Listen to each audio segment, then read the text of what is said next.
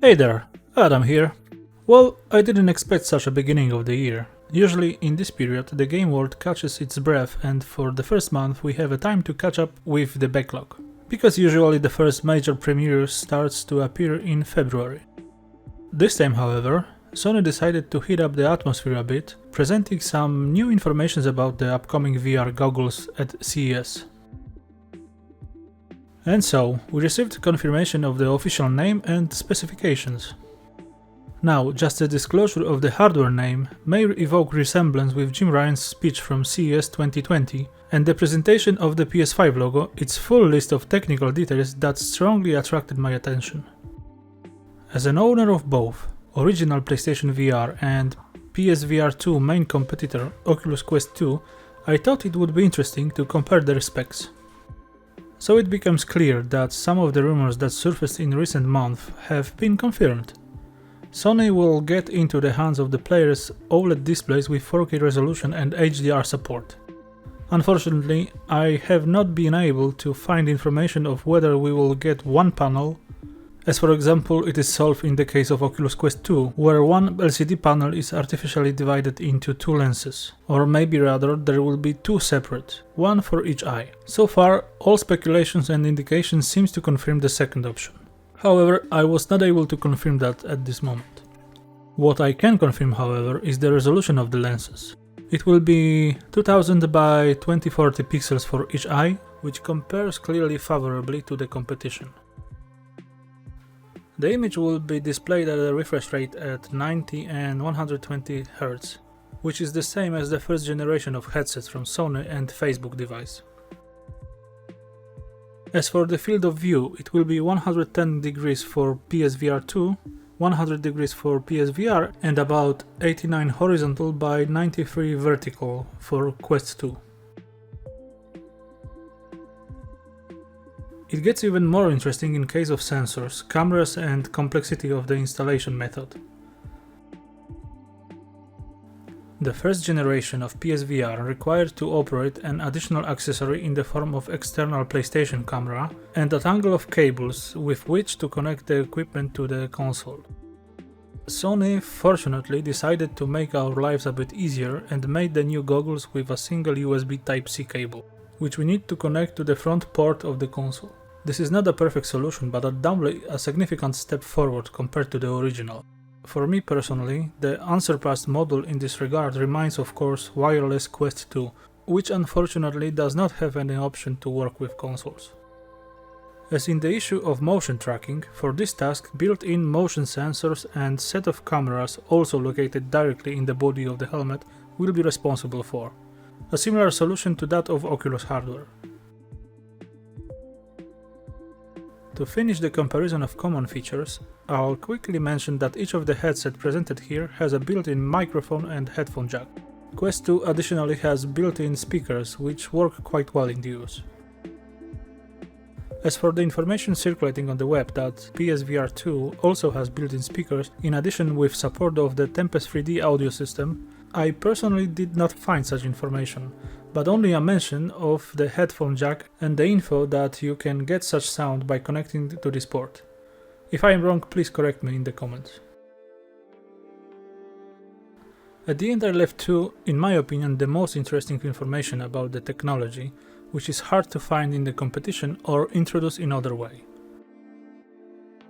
I'm talking about the built-in vibration system, which will make games more immersive.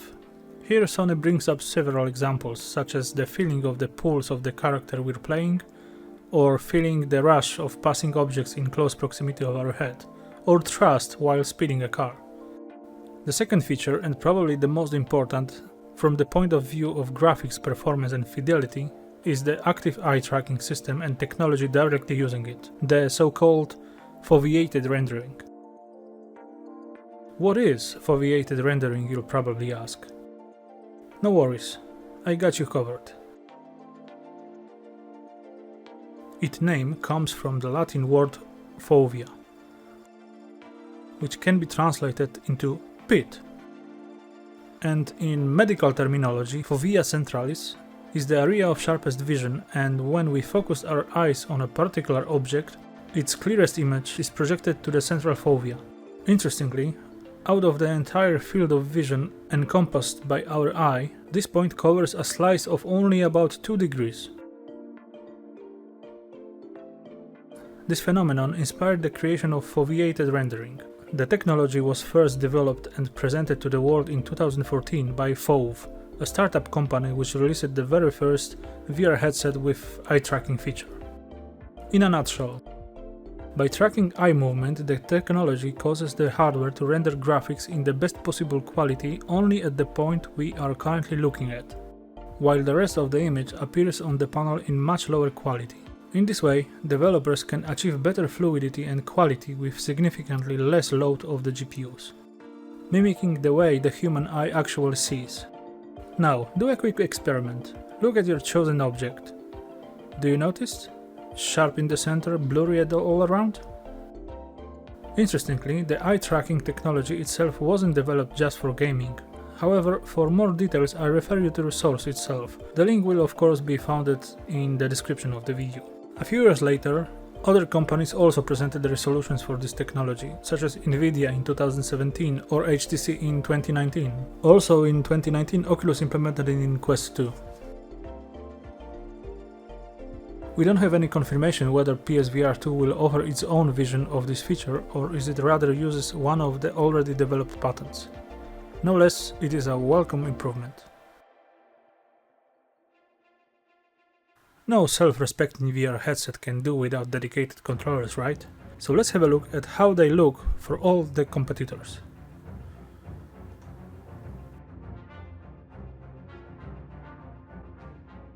PlayStation VR2 Sense controllers look a bit like those designed for the Quest 2, and as you can clearly see, they are completely different from the solution still remembering the PlayStation 3 era.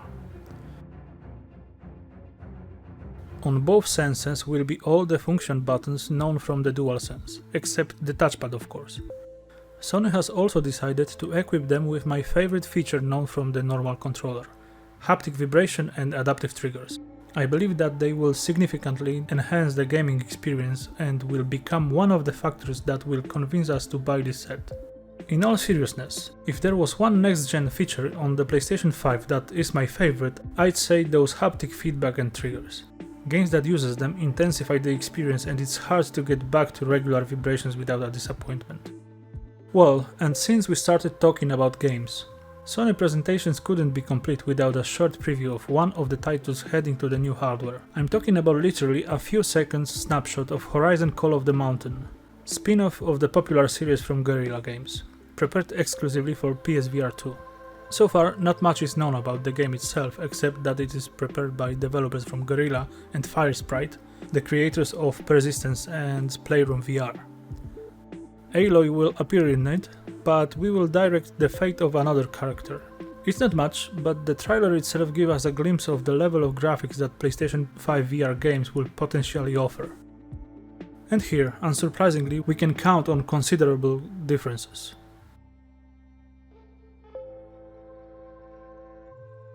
It was similar in the case of the first PSVR. There too, we had to accept the compromise: great gameplay experience at the expense of much worse visuals. However, in this case, the gap will probably not be so painful. I said probably because we still don't know what engine the game is written on, when it will debut, and how advanced the presented build is.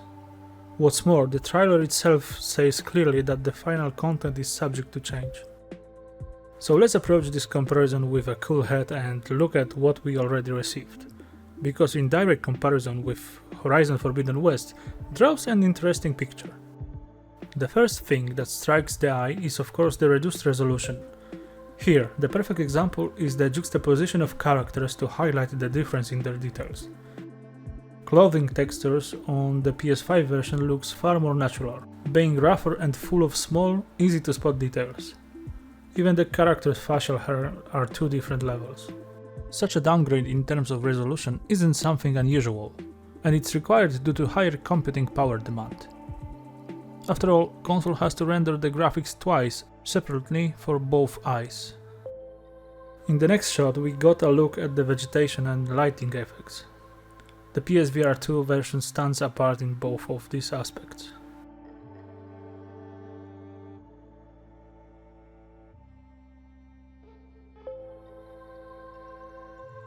At the end, I left the look of the water. Here, both versions presents a fairly similar level, although something tells me that VR version won't have the fluids so interactive with objects submerged in it. Unfortunately, such a short fragment did not allow us to look closely at the volumetric effect or interacting with the environment, which appear dynamically in the normal game. Personally, I'm counting on a solid looking production with the level of graphics can be compared to Horizon Forbidden West on previous generation consoles. And of course, I'm confident about the creative use of advantages of virtual reality. I'm even counting a bit on a revolution here, like it was in case of Half-Life Alyx, to be honest. It's just a pity that we still have to wait for the final look of the goggles as well as the official release date. In the meantime, thanks so much guys for watching, and I'll see you next time. Cheers!